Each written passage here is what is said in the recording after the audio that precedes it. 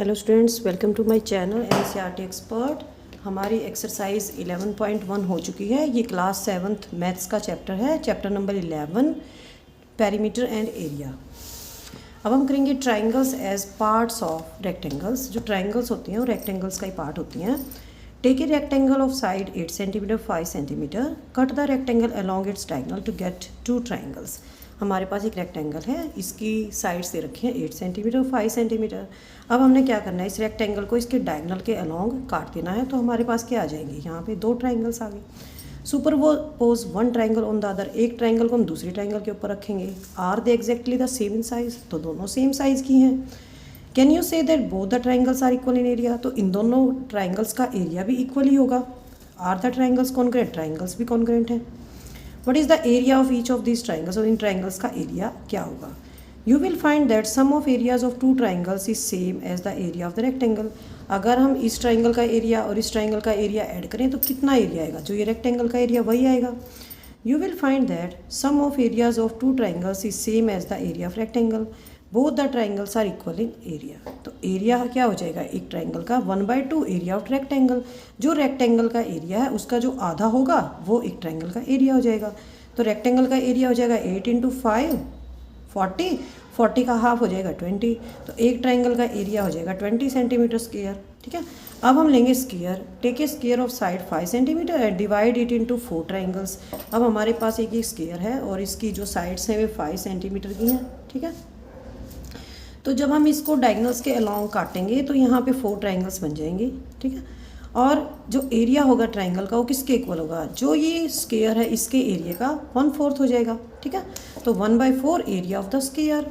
तो एरिया कितना स्क्वायर का, 5 × 5 25 हो जाएगा। तो इसका जो एक जो ट्राइंगल है, फर्स्ट ट्राइंगल, इसका एरिया कितना हो जाएगा 25/4 6.25 सेंटीमीटर स्क्वायर हो जाएगा।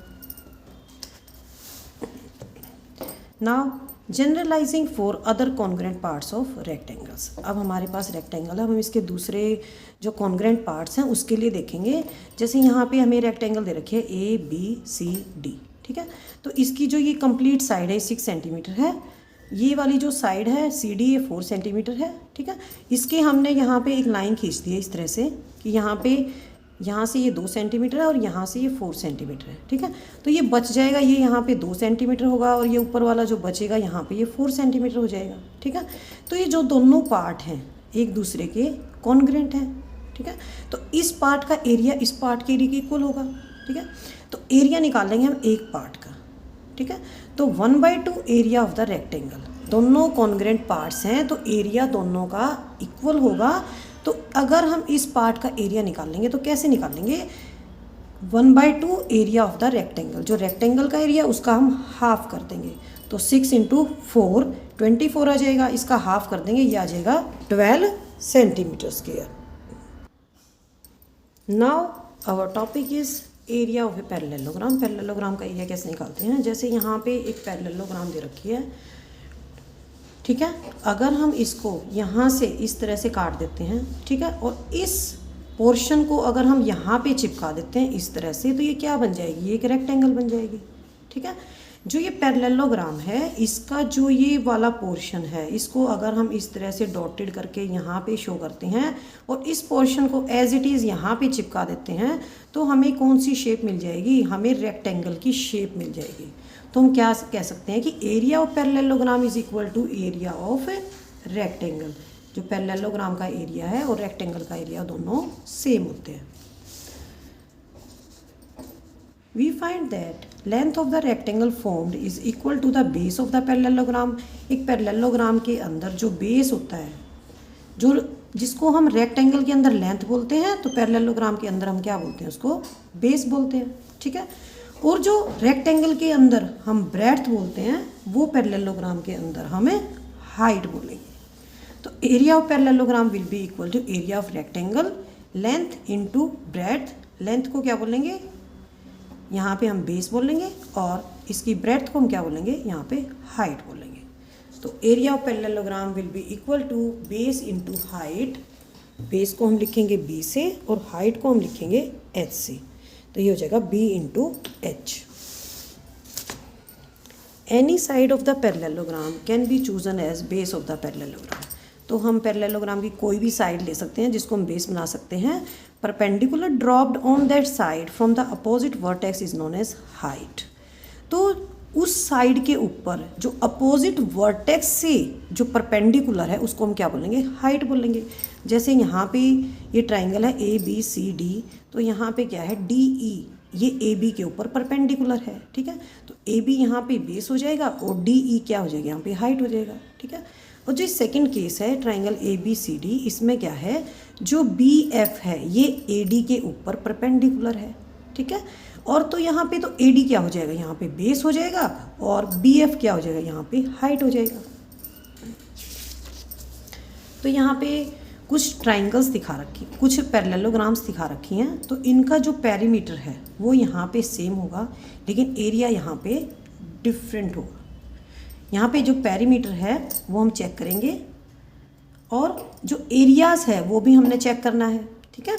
तो you will find that all these parallelograms has equal areas। In parallelograms का जो एरिया है वो इक्वल होगा, लेकिन जो पेरीमीटर है वो डिफरेंट होगा।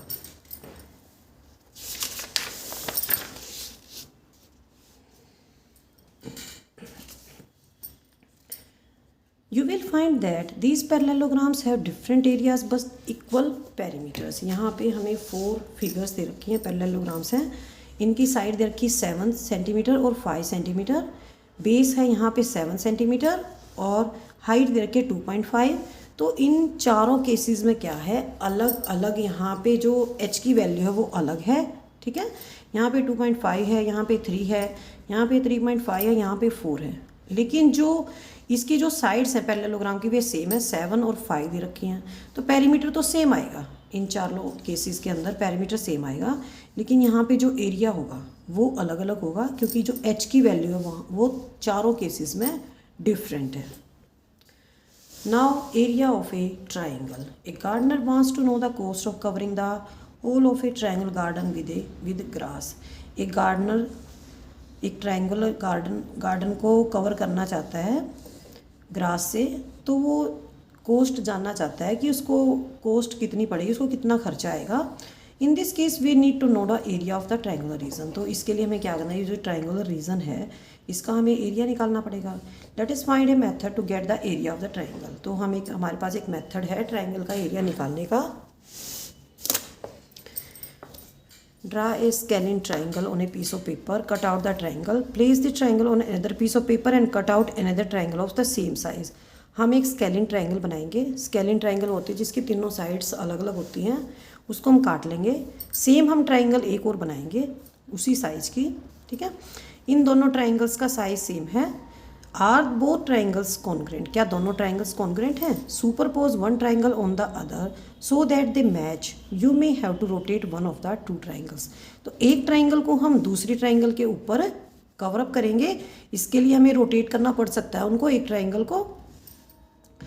Now place both the triangles such that a pair of corresponding sides is joint. तो हम इन ट्राइंगल्स को इस तरह से रखेंगे ताकि ये हमें कैसी लगे, एक पैरेललोग्राम जैसी फिगर आ जाएगी हमारे पास। Now compare the area of each triangle to the area of parallelogram. अब हम इन ट्राइंगल के एरिया को जो पैरेललोग्राम बनी है हमारी उस के एरिया से कंपेयर कर सकते हैं, ठीक है। Compare the base and height of the triangles with the base and height of parallelogram. अब हम जो ट्राइंगल्स का बेस था और हाइट थी उसको हम किससे कंपेयर करेंगे, इस पूरी पैरेललोग्राम के बेस और हाइट से कंपेयर करेंगे। You will find that sum of area of both the triangles is equal to area of parallelograms. इसका एरिया और इसका एरिया अलग अलग अगर हम निकालते हैं और उसको हम जोड़ देते हैं तो किसके इक्वल आएगा, इस पैरेललोग्राम के इक्वल आएगा। The base and height of the triangle are same as the base and height of the parallelogram. जो ट्राइंगल के बेस और हाइट हैं और पैरेललोग्राम के बेस और हाइट हैं दोनों सेम है, तो area of each triangle will be equal to 1/2 area of parallelogram. जो पैरेललोग्राम का एरिया है उसका हाफ हो जाएगा इस ट्राइंगल का एरिया। इसी तरह से इस ट्राइंगल का एरिया क्या हो जाएगा, इस पूरी पैरेललोग्राम का हाफ हो जाएगा। 1/2 बेस इंटू हाइट, ठीक है। तो 1/2 B into H. In short क्या लिखते हैं, 1/2 BH लिख देते हैं इसको। अब हमारे पास फिगर है 11.15। यहाँ पे आप देखेंगे ए बी यहाँ पे बेस है, ये दे रखा है हमारा 6 सेंटीमीटर, ठीक है। What can you say about the height of each of the triangles corresponding to base A B. तो यहाँ पे हाइट कितनी होगी, हाइट पी पॉइंट से ए तक, क्यू पॉइंट से बेस तक, आर पॉइंट से बेस तक और एस पॉइंट से लेकर बी तक। यहाँ पे हाइट तो सेम है सबकी, ठीक है। Can we say all triangles are equal in area, तो एरिया तो इक्वल होगा, बेस इंटू हाइट होता है 1/2, बेस इंटू हाइट, तो हाइट तो सबकी सेम है तो एरिया यहाँ पे सेम होगा। Are the triangles congruent also, क्या सारी ट्राइंगल्स कॉन्ग्रेंट है, ट्राइंगल्स कॉन्ग्रेंट नहीं है। तो इस फिगर को देख के हम क्या रिजल्ट निकालते हैं कि जो ट्राइंगल्स हैं वे इक्वल हो सकते हैं एरिया में, लेकिन वे कॉन्ग्रेंट नहीं हो सकते। All congruent triangles are equal in area, जितनी भी कॉन्ग्रेंट ट्राइंगल्स सकती हैं वे इक्वल एरिया में हो सकती है, उनका इक्वल एरिया हो सकता है।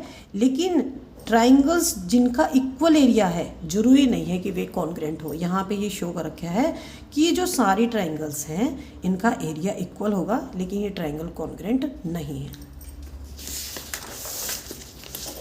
अब हम करेंगे examples number 6। One of the sides and corresponding height of a parallelogram is 4 cm and 3 cm। Side दे रखी है 4 सेंटीमीटर पैरेललोग्राम की और हाइट दे रखी है 3 सेंटीमीटर। हमें निकालना है एरिया, तो इसके अंदर हम फार्मूला पुट कर देंगे बेस इंटू हाइट। तो बी दे रखी है हमारी बेस 4 सेंटीमीटर, एच है 3, तो 4 इंटू 3 12 सेंटीमीटर स्क्वेयर। यहाँ पे मल्टीप्लाई हो रहा है तो सेंटीमीटर स्क्वेयर आएगा, तो ये चीज़ आपको ध्यान में रखनी है, ठीक है। नेक्स्ट है example number 7। Find the height if area of parallelogram is 24 cm square and base is 4 cm square। तो यही वाला फार्मूला यूज़ कर देंगे हम। Area of parallelogram is equal to B into H. तो एरिया दे रखा है 24 और हमें क्या दे रखा है इसके अंदर, बेस दे रखा है 4। एच हमें निकालना है, एच को हम एक्स मान लेते हैं या एच को हम एज इट इज़ लिख सकते हैं। तो एच क्या हो जाएगा, 24 को डिवाइड कर देंगे 4 से, तो ये आ जाएगा 6 सेंटीमीटर, ठीक है। तो एक्स की वैल्यू क्या आ जाएगी यहाँ पे 6 सेंटीमीटर।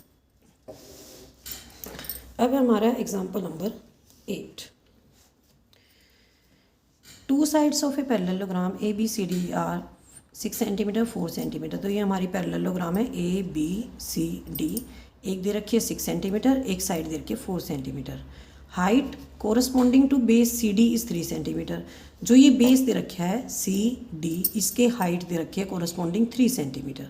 अब हमें निकालनी है जो एक्स की वैल्यू है, ये क्या है यहाँ पे, ठीक है। तो हमें दो चीज़ें निकालनी है। पहले तो निकालना है इस पैरेललोग्राम का एरिया। एरिया तो हम निकाल सकते हैं इजीली, बेस इंटू हाइट।